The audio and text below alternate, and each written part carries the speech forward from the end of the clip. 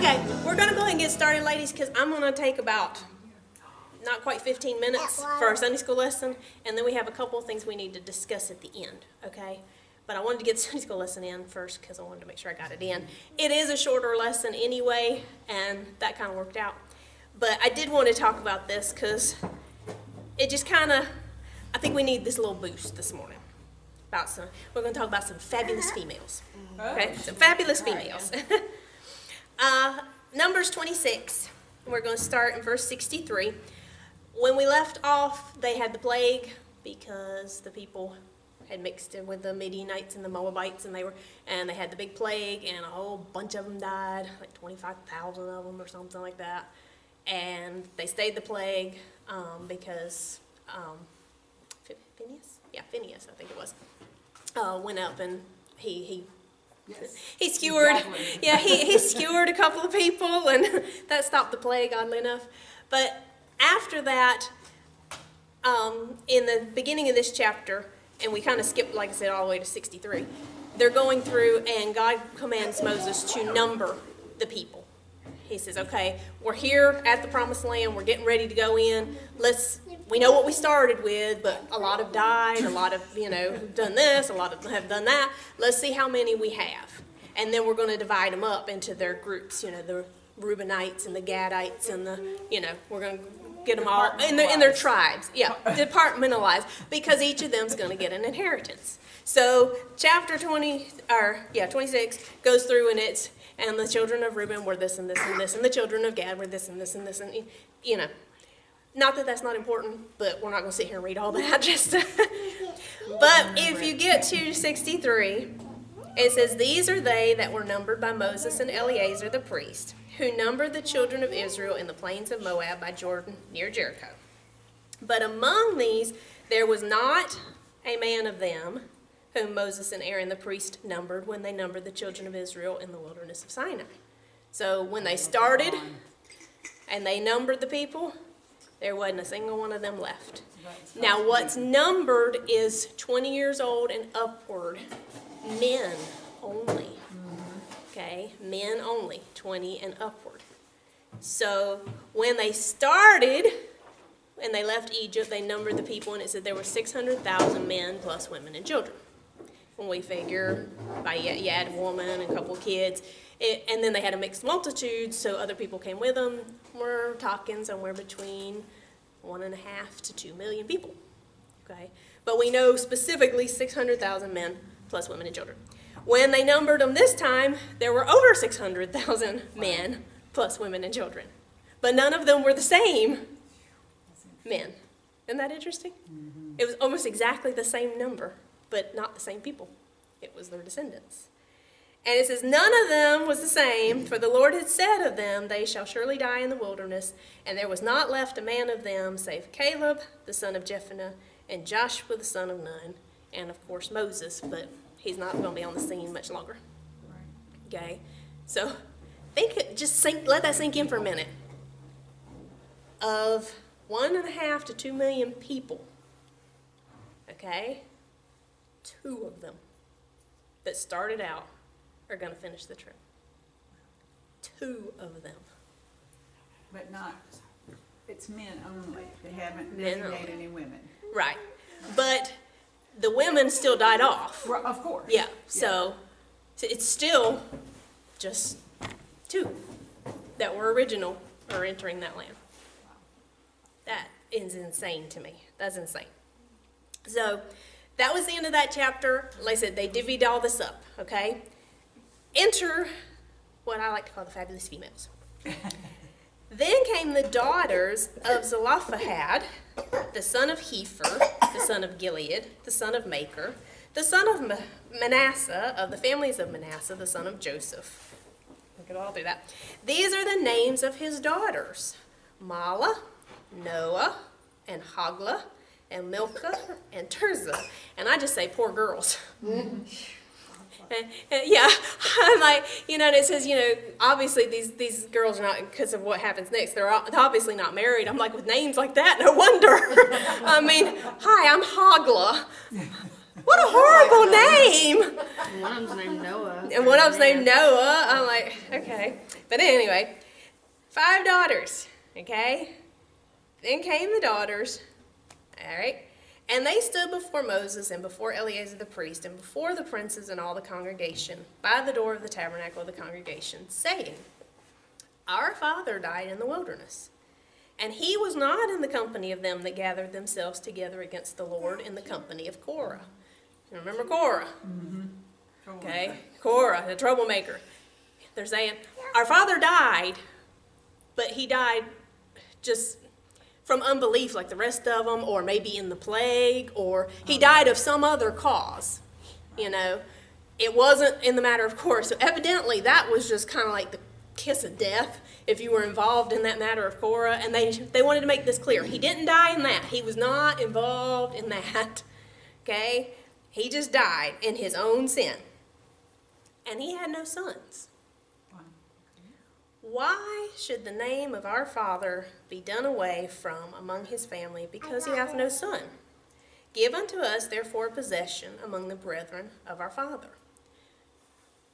Inheritance passes down through the son. Mm-hmm. So this guy, Zelophehad, or whatever his name is, he had no son. So when they're reading off, okay, you get this land, and you get that land, and you get this inheritance, and you get that, they come to Zelophehad, and they look, and they say, no sons, skip him.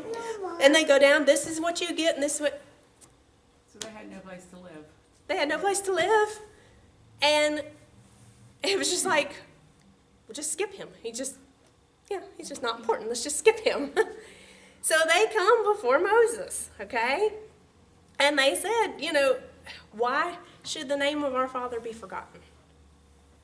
I think that, they admitted he died in his own sin. Our father was not perfect. But does he deserve to just be forgotten altogether? There's nothing left of our father except us. And if we don't get to have anything, then... Why do we travel here? Yeah, well, it's just like there's no legacy. Mm-hmm. They have no legacy. Their family line would just die. You know, their family name would just die. Their inheritance that they would pass on to their children they wouldn't have it. Right. What are they going to give to their sons when and if they do get married? What are they going to pass down? You know, it's just not fair. And they came to Moses, and I wanted to point out why they're fabulous. Okay, this is why I think they're fabulous. Anyway, first off, I want to point out that they're honoring their father. Mm-hmm. They don't want their father to be forgotten. And I think that there is not a respect for mothers and fathers like there used to be. The generations that are coming up today, short. You thought she was going to do it. Pleasure, Art. The generations coming up today, you hear them speak to their mom and dad, calling them by their first name. My mama would smack me in the mouth. Calling them by their first name and just give me this, do this for me, take that, get over here. And I'm like, that is your parent. And then you hear them outside talking about, my old man did this, my old lady did that. And I'm thinking, show some respect. They don't have respect anymore. They had enough respect that they were, imagine this. This is a time when, in a place, a culture where women just weren't really respected, okay? They were just, recognized. Yeah, they are recognized. They really didn't have a place other than cook and clean and bear children. That was their purpose, basically. They had the guts, and they had enough zeal for keeping their father's name alive that they marched up to the tabernacle in front of Moses and Eleazar the priest and said, look, we want to bring this before you. That's boldness, confidence, but it shows how much they respected their father. Okay, so I think, first of all, that's fabulous, that they respected their father in that way. But I also think it's fabulous if you kind of read between the lines of what it doesn't say. Okay? It says the 5 of them came before Moses and they brought their case to Moses. It does not say that the 5 of them complained amongst themselves. Right. They went to all the other women and got all the other women to feel sorry for them. you can't believe that. I mean, that our father, and and Moses just skipped right over him. And it doesn't say that. It doesn't say that they tried to get others on their side or. Sit there. They took the right approach. Okay? They went through the proper steps and the proper procedure, and they went to the right person. They didn't complain about it. They didn't gripe about it. They didn't carry on about it. They said, we have a problem. Let's take it to the one who can solve it. Mm-hmm. Ladies, when we have a problem, we don't need to call everybody and tell them about it. We don't need to gather our friends together to make them feel sorry for us or to boost us up. Yeah, you ought to go tell. Yeah, you ought to tell him. We don't need to do that. We need to go. I think that is the reason for a lot of church splits, and not just from ladies. Oh, yeah. Okay, I think the men are just as guilty of this too. They have a problem with the pastor, or they have a problem with another person in the church, and instead of taking it to the pastor or that other person and getting it right, they go behind their back and they gripe and complain. They call another pastor and say, well, you won't believe what my pastor did. And good grief. These were examples because they honored their father and they did it in the right way. They didn't go up demanding. They didn't go behind the back. They went to Moses and Eleazar and said, look, this is our father didn't have any sons, so should he be punished and just forgotten because he didn't have any sons? I mean, it's not his fault, Love this. And Moses brought their cause before the Lord. Moses is doing his thing too. Moses didn't just, well, I think, the law says, he said, well, hold that thought, ladies. Let me go talk to God. And he brought the cause before the Lord. And the Lord spake unto Moses, saying, the daughters of Zelophehad speak right. I like that because I think, one, God was honored.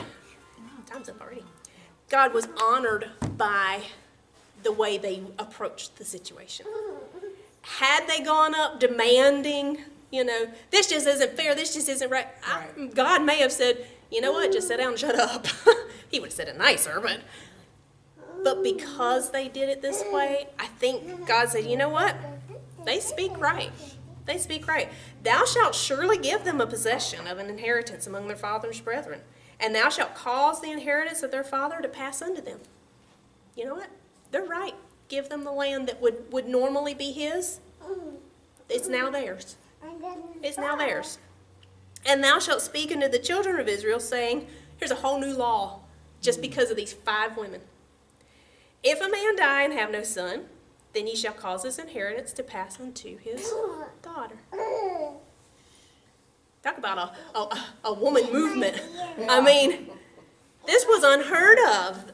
The men, that's just not what it is. You always pass it down to the son. Well, what if you don't have a son? Then you just got forgotten. That's not right either. And God says, you know what? If they don't have a son, pass it to the daughter. And if they have no daughter, then he shall give his inheritance to his brethren. Okay, that makes sense. And if you have no brethren, then ye shall give his inheritance unto his father's brethren. And if his father have no brethren, God is like, let me make sure I cover all these bases. Right. Surely there's got to be somebody. If his father have no brethren, then ye shall give his inheritance unto his kinsman that is next to him of his family, and he shall possess it. And it shall be unto the children of Israel a statute of judgment, as the Lord commanded Moses. This is a new law. Write it down. Because 5 women had the guts and the proper attitude to come before Moses and plead their cause. And it changed everything for the rest of these women. I mean, it did. The rest of those that had the inheritance. All of Israel's forward thinking. Mm-hmm. Exactly. Everything was changed because of these 5. See where I call them 5 fabulous women? They're just mentioned ever so briefly, but I got to thinking about it. I was like, the Bible does go through and it says, of Reuben there's this and this and this, but it doesn't go through and list all. I mean, the Bible doesn't list all 660,000 men. But these 5 women got their name listed. They got their name listed. And I think that's cool. I think that's cool. So I just wanted to share that with you today. Like I said, it's a short lesson, but sometimes it's those little tiny things, those little tiny verses that's just like, you know what? That's awesome. And that's a big thing. It's a big thing because to me too, it shows that God is not a respecter of person. Gender, race, it doesn't matter. God says fair is fair, and I am just, and I will do it the right way. And he did. He did it the right way. So, okay, I talked really fast to get through that.